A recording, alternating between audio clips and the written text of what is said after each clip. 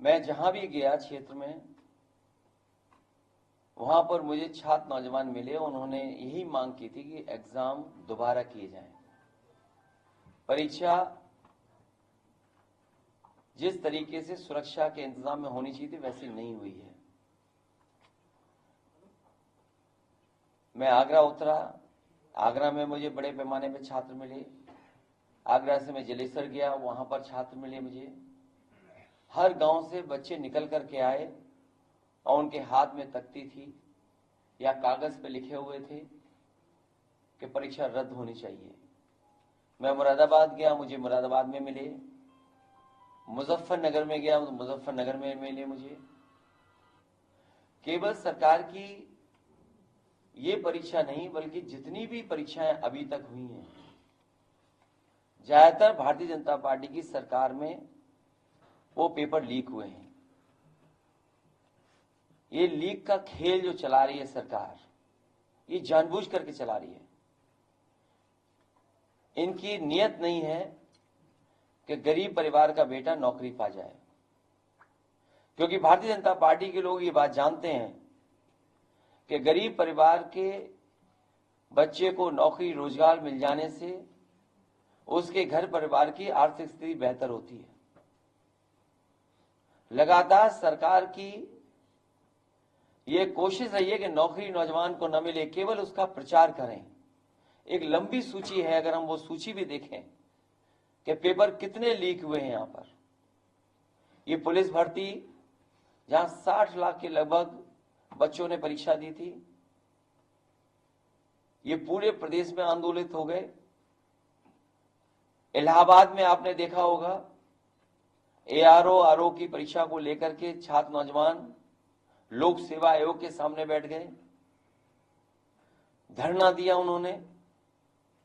Police की मनमानी थी, हर तरफ बैरिकेडिंग थी, उसके बाद भी छात्र नौजवान वहां पहुंच गए। उन बच्चों की भी यही मांग है कि एग्जाम कैंसिल हो, दोबारा एग्जाम हो। आखिरकार सरकार ये कर क्यों रही है? बच्चों से फॉर्म के पैसे जमा करा लेना, अपने लोगों को खुश करने के लिए वो सेंटर्स बना देना, ये सरकार की तैयारी रहती है कि अपने लोगों को ऑब्लाइज कर देना। और इसी खेल में सरकार के पेपर लीक हो रहे हैं, और कोई पहली बार पेपर लीक नहीं है। 2017 में दरोगा भर्ती लीक हुई, पेपर उसका। 2018 में यूपीपीसीएल का पेपर लीक हुआ। यूपी एसएससी का लोअर सबऑर्डिनेट, उसका पेपर लीक हुआ। ट्यूबवेल ऑपरेटर का पेपर लीक हुआ। यूपी आरक्षित नागरिक पुलिस का पेपर आउट हुआ। ग्राम विकास अधिकारी का पेपर लीक हुआ। प्राइमरी स्कूल सहायक अध्यापक भर्ती का पेपर लीक हुआ। इनके यूपी टीटी का, फॉरेस्ट गार्ड का, टीजीटी पीजीटी में धांधली हुई, वो आरोप लगे। लेखपाल भर्ती में पेपर लीक हुआ। और जो लोग ये दावा कर रहे थे कि जाने कितनी बड़ी नौकरी होने कितनी बड़ी परीक्षा होने जा रही है, और सब इंतजाम है, सब तैयारी है, केवल पेपर लीक का खेल नहीं है। पेपर लीक के खेल के साथ साथ किस से जांच करानी ये भी खेल है। जांच कौन करेगा ये भी खेल चल रहा है। और वो सरकार जो कहती रही कि जीरो टॉलरेंस करप्शन में, zero tolerance law and order में, इतने पेपर लीक हो जाने के बाद जीरो टॉलरेंस क्या जीरो नहीं हो गई? जीरो टॉलरेंस ही जीरो हो गई। और नौजवान बड़े पैमाने पर निराश है, उसके सपनों को तोड़ा है। वो जो तैयारी कर रहा था, मेहनत कर रहा था, उसकी मेहनत पे पानी फेर दिया, और निराशा है उसके अंदर। जो उसका सपना था वर्दी पहनने का, वो वर्दी पहनने का छीन लिया। केवल पुलिस भर्ती नहीं, अगर हम और भर्तियां भी देखें जो सेंट्रल की होनी थी, उसमें भी भेदभाव उत्तर प्रदेश के साथ हो रहा है और देश के साथ हो रहा है। यहां बहुत सारे साथी होंगे, उनकी जानकारी होगी कि एक साल में बड़े पैमाने पर फौज की भर्ती हुआ करती थी, पैरामिलिट्री फोर्स की भर्ती हुआ करती थी। अग्निवीर जैसी टेम्परेरी भर्ती कभी कोई नौजवान स्वीकार नहीं कर सकता है। मजबूरी में जरूर जा रहा है वो, लेकिन नौकरी स्वीकार नहीं कर सकता। उसका सपना होता है कि वर्दी पहने और देश की सीमा पर रक्षा में खड़ा हो जाए, जाकर के देश की रक्षा करे वर्दी पहन करके। और अग्निवीर भी जानबूझ करके बीजेपी ने सोच समझ करके पूरा डेटा को एनालाइज करके कि इसमें कहां के बच्चे नौकरी पाते हैं। फौज की भर्ती में जो पहले भर्ती होती थी उसमें सबसे ज्यादा गांव के बच्चे नौकरी पाते थे।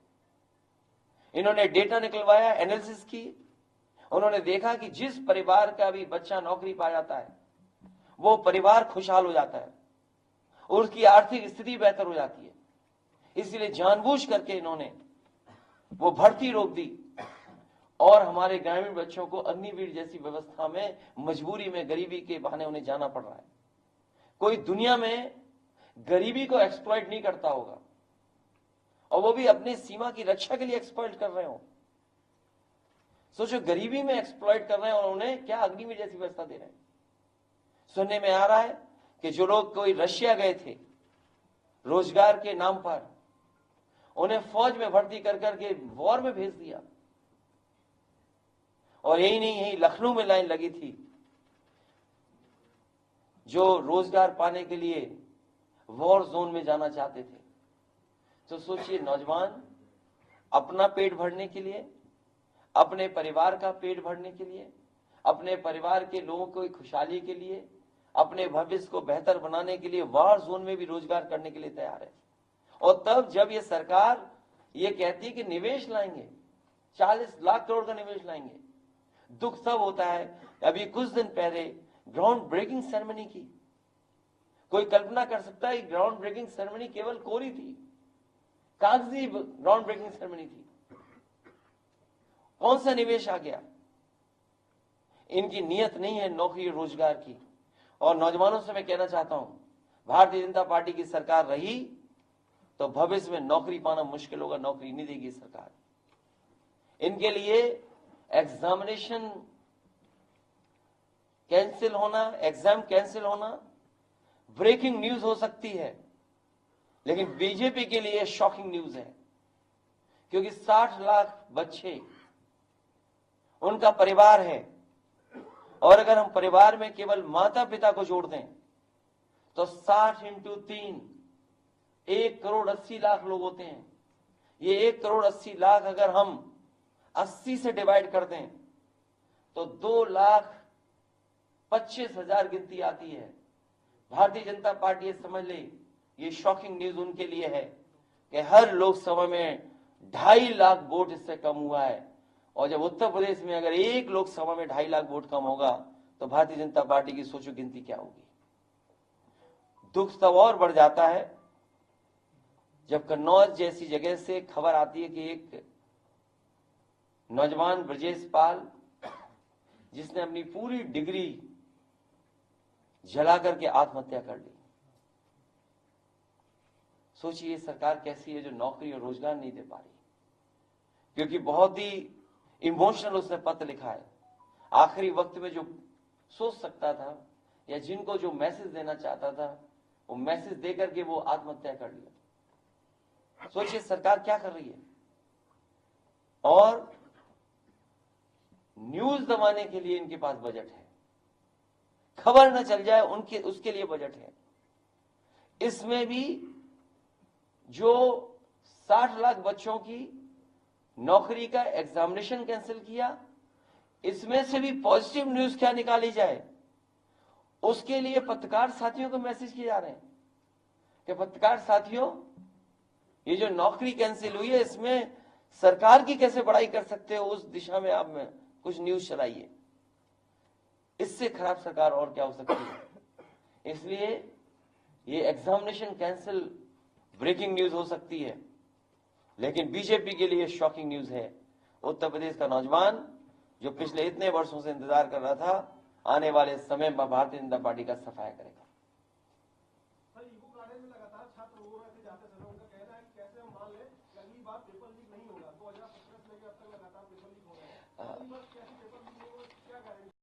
याद है कि जब समाजवादी सरकार में बहुत जल्दी नौकरी देनी थी और कई बार परीक्षा देने में और परीक्षा का पूरा कराने में बहुत समय चला जाता है, उस समय फैसला लिया गया था कि मेरिट पर अगर नौजवान चाहें और उनकी मांग हो तो सरकार को इस पर विचार करना चाहिए कि जिस तरीके से पहले पुलिस की भर्ती हुई थी कोई उंगली नहीं उठा सकता, समाजवादी सरकार में जो भर्ती हुई थी उसमें किसी ने उंगली नहीं उठा सकी, कोई उंगली नहीं उठा पाया और मेरिट के पर भर्ती कर दी थी। हाई कोर्ट, सुप्रीम कोर्ट तक लोग गए थे उस भर्ती को रुकवाने के लिए, लेकिन सुप्रीम कोर्ट से भी वो क्लियर होकर के आई थी और भर्ती हुई थी। अगर 60,000 बच्चों का भविष्य का सवाल है और सरकार 6 महीने बाद परीक्षा कराएगी या कई महीनों बाद परीक्षा कराएगी, सरकार के पास वो नियमावली बनी रखी है पूरी। अगर सरकार चाहे तो 2 महीने 3 महीने में भी नौकरी नौजवानों को दे सकती है। तो कम से कम सीटें सरकार बढ़ाए और मेरिट से नौकरी दे दे, वो नौकरी में कोई उंगली भी नहीं उठा पाएगा। सर, जिस तरह से कई डिप्टी सीएम ने कहा था कि परीक्षा के अंदर कोई भी 2 नंबरी नहीं हुई है, आज मुख्यमंत्री ने परीक्षा लीक भर्ती को रद्द कर दिया है। देखिए, मैं उनकी क्या रणनीति है, कौन सा क्या बोलने आ रहा है मंत्री, उसमें मैं नहीं उलझना चाहता हूं। उसमें कई मुंह हैं, कोई किससे क्या बुलवाना है, अब आप उनसे पूछिए जाके। फिर मैं ये बात कह दूंगा कि जैसा दाना वैसा गाना।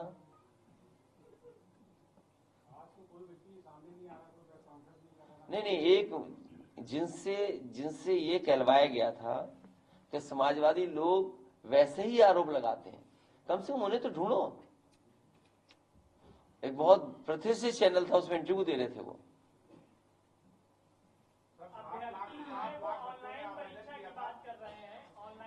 आपने ऑनलाइन वो नहीं देखा था, दरोगा भर्ती, जो व्यक्ति जेल में था वो तक पास हो गया था। 60 लाख बच्चों ने आवेदन किया है, 400 रुपए फीस लिया गया है।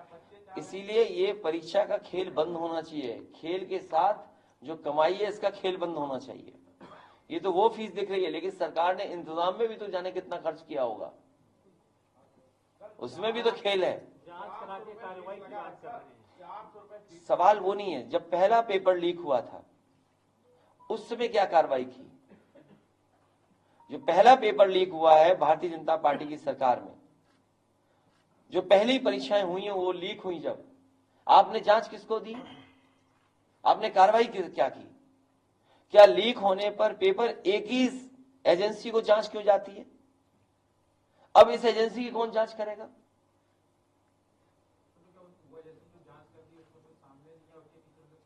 नहीं, मैं तो केवल ये समझने की कोशिश कर रहा हूं कि जितने भी पेपर लीक हुए हैं किसी एजेंसी को दिए गए होंगे, जिसको भी दिए गए हैं क्या उस एजेंसी की भी जांच होगी? क्या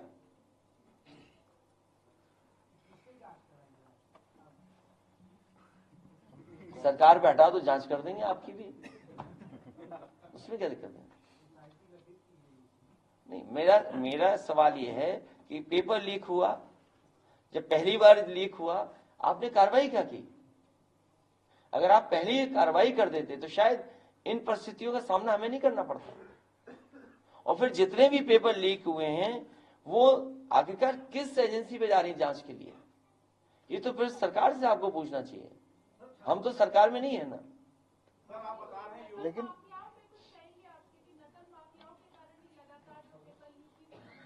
देखिए, सबसे बड़ी बात है कि परीक्षा जो पेपर लीक हुआ है 60 लाख के लगभग कोई मामूली नंबर नहीं है, इतनी तो देशों की आबादी भी नहीं होती है।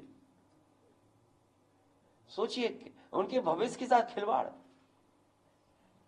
आप उनके भविष्य के साथ क्यों खिलवाड़ कर रहे हैं? और ये सोचिए समझिए रणनीति है भारतीय जनता पार्टी की कि लोगों को निराश करो, लोगों को दुखी करो।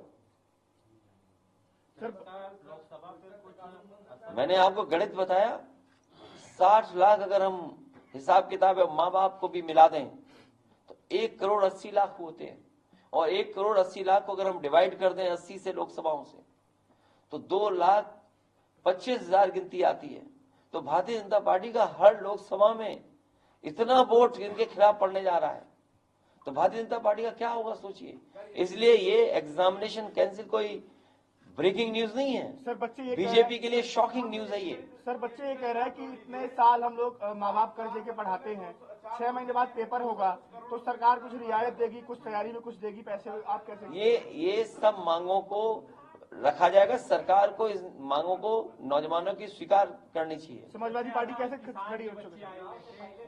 मैंने आपसे कहा कि गांव के उनका ये कहना था कि जो किराए थे वो हम दोस्तों से उधार लेके फिर एक बार ये सच्चाई है कि किराए से लेकर के और किस तरीके से परीक्षा के लिए आते हैं। वो जो तस्वीरें देखी स्टेशन की, वो बच्चों को सोते देखा तस्वीरों में, किस तरीके से प्लेटफॉर्म में बैठे थे, किस तरीके से सीढ़ियों पर बैठे थे, बिना खाए पिए क्या इंतजाम करके आए होंगे। सोचो कितना परेशान किया आपने, किससे उधार लेकर के आए होंगे। ये गरीब बच्चे हैं, गांव के बच्चे हैं। इसीलिए मैंने कहा कि जब अग्निवीर व्यवस्था लागू हुई उससे पहले भारतीय जनता पार्टी ने डेटा का एनालिसिस की कि आखिरकार फौज में कहां के बच्चे भर्ती होते हैं। फौज में सभी बच्चे गांव के भर्ती होते हैं। वो मान गए कि इनके भर्ती होने से उनकी आर्थिक स्थिति बेहतर होती है, उनके घर परिवार में खुशहाली आती है। इसीलिए उन्होंने जानबूझ करके पक्की नौकरी खत्म की, अग्निवीर टेम्पररी नौकरी लेकर के आए, क्योंकि उनका टारगेट है कि गांव के बच्चे ना आगे बढ़ जाएं, उनका परिवार ना पड़ जाए, आगे बढ़ जाए। और यही पुलिस के साथ इन्होंने किया। क्या जरूरत थी वर्ल्ड रिकॉर्ड बनाने की? आप हर साल भर्ती क्यों नहीं कर रहे हैं? आप हर 6 महीने में क्यों भर्ती नहीं कर रहे हैं? आप कैलेंडर निकालिए, भर्ती करिए 6 महीने में। सर बहुत से तरीके हैं सरकार अपना सकती है, क्योंकि सरकार पे इंफ्रास्ट्रक्चर है, सरकार पे बजट है, सरकार पे पैसा है। भाजपा वाले कह रहे हैं ये विपक्ष की साजिश है। अध्यक्ष जी,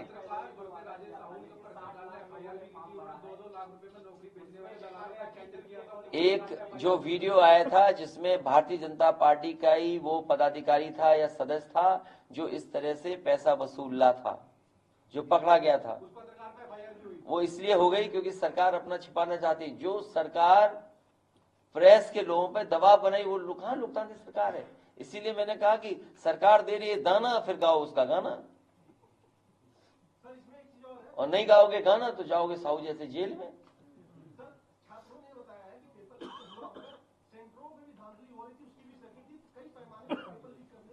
तो ये बीजेपी करवा रही है सब चीजें। चुनाव में होगा असली प्रदर्शन, वोट डाल करके। सर बच्चे आपकी तरफ, सर बच्चे हम लोग टिकट बांट रहे हैं, वो टिकट काटने की तैयारी में। तुम्हें इतना ही समझ में नहीं आता है। बच्चों को न्याय कैसे मिलेगा? हम लोग उनके साथ हैं, बच्चों के साथ। तो जो बच्चे लौट रहे थे धरने से, उनका कहना था कि हमें अखिलेश यादव समाजवादी पार्टी बड़ी उम्मीद थी कि वो इको गार्डन आएंगे हम लोगों के बीच में, लेकिन तुम मत आग लगाओ, आग मत लगाओ। अरे ये मतलब नहीं है, एक ले लिया मोबाइल और घूमे बोनगे बने। नहीं, वो कुछ नहीं, वैसे ही है पत्रकार। वीडियो है, अपना परिचय दे दे भाईजान। वीडियो है हैं? सर, वहाँ की वीडियो है बच्चों। नहीं वो ठीक है, बहुत अच्छी बात है, वो तो कोई भी बच्चे हो सकते हैं। लेकिन हमारे पत्रकार साथी ऐसे भी हैं, इन्हें नहीं मिला दाना इसलिए गा रहे गाना।